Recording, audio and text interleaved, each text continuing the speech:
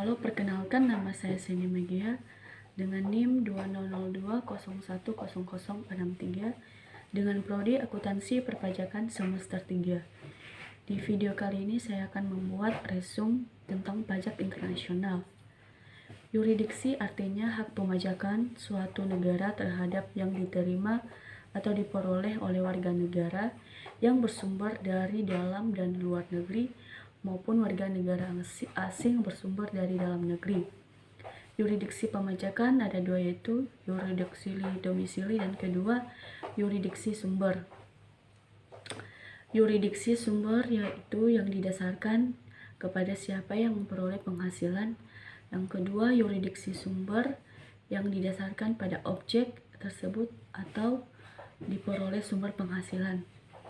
Selanjutnya, bentuk usaha tetap, tempat kedudukan manajemen efektif yang terdapat dalam persetujuan penghindaran pajak berganda dapat diartikan sebagai satu keputusan manajemen dan komersial yang signifikan dibuat.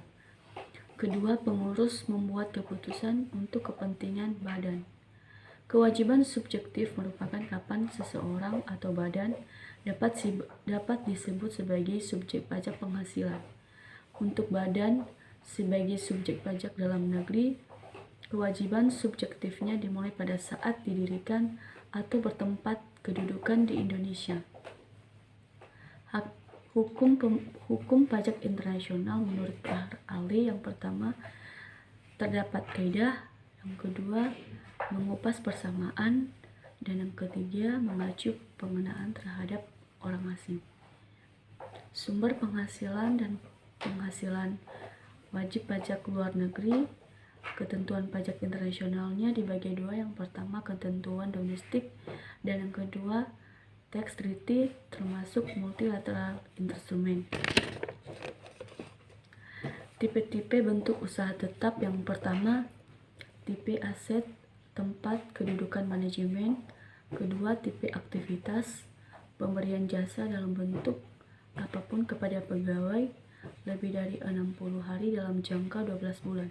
Ketiga, tipe agen, orang atau badan yang bertindak, dan yang keempat tipe asuransi, agen atau pegawai. Subjek pajak luar negeri, yang pertama orang pribadi yang tidak bertempat tinggal di Indonesia atau berada tidak lebih dari 183 hari dalam jangka 12 bulan, dan badan yang tidak didirikan dan tidak bertempat kedudukan di Indonesia yang menjalankan usaha atau melakukan kegiatan melalui bentuk usaha tetap di Indonesia. Kedua, orang pribadi yang tidak bertempat tinggal di Indonesia selama 183 hari dalam 12 bulan yang dapat menerima atau memperoleh penghasilan dari Indonesia bukan dari menjalankan usaha atau melakukan kegiatan melalui bentuk usaha tetap di Indonesia. Konsep umum pemajakan penghasilan, wajib pajak luar negeri, dan wajib pajak dalam negeri.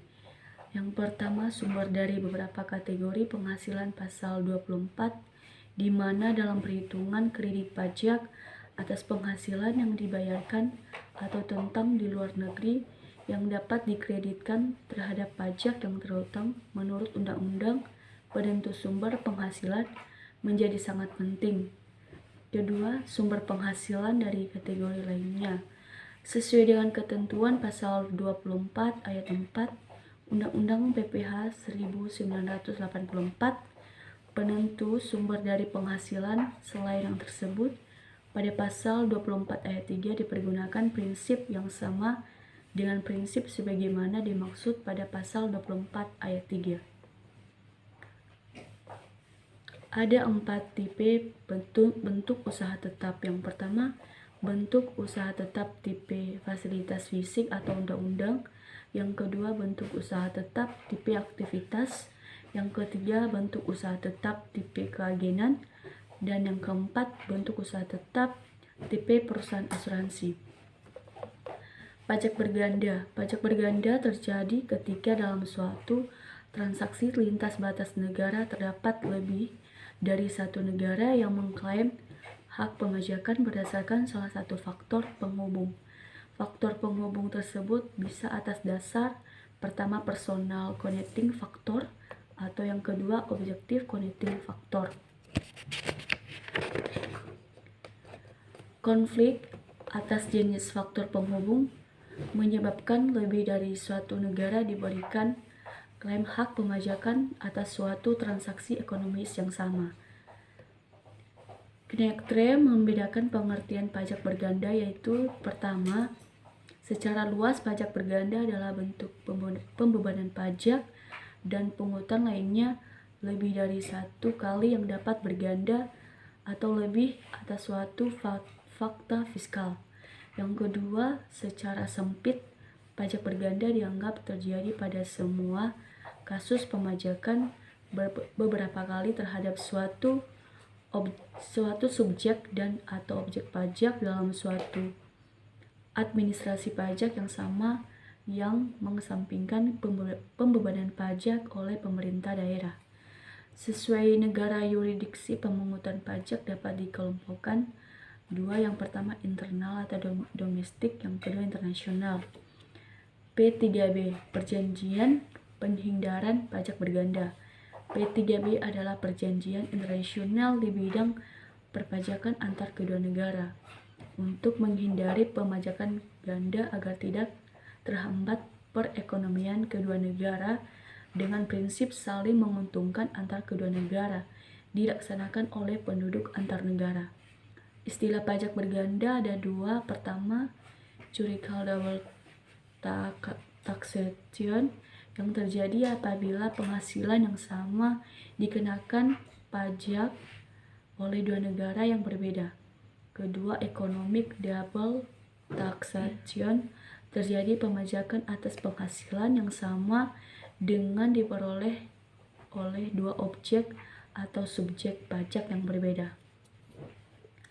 Selanjutnya, penyebab pajak berganda. Pertama, subjek pajak yang sama dikenakan pajak yang sama di beberapa negara.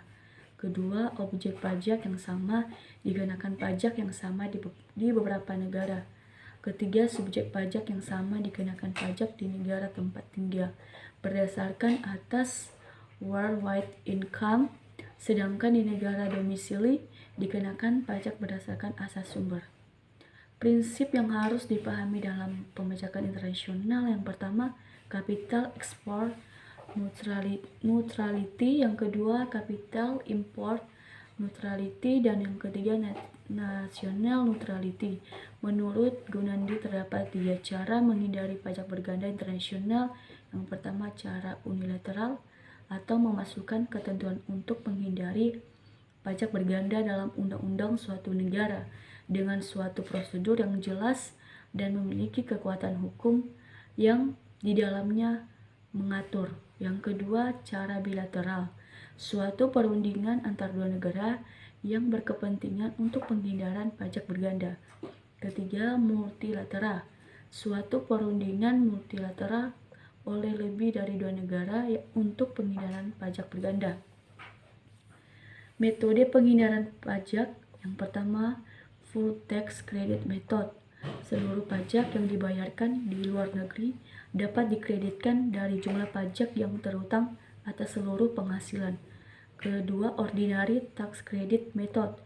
Jumlah pajak yang dibayarkan dapat dikurang tidak boleh melebihi jumlah pengurang pajak yang dihitung berdasarkan undang-undang domestik. Yang ketiga, tax paring credit, penghasilan negara sumber yang mendapat fasilitas pembebasan pajak atau tax holiday. Baik, demikian resum tentang pajak internasional. Terima kasih.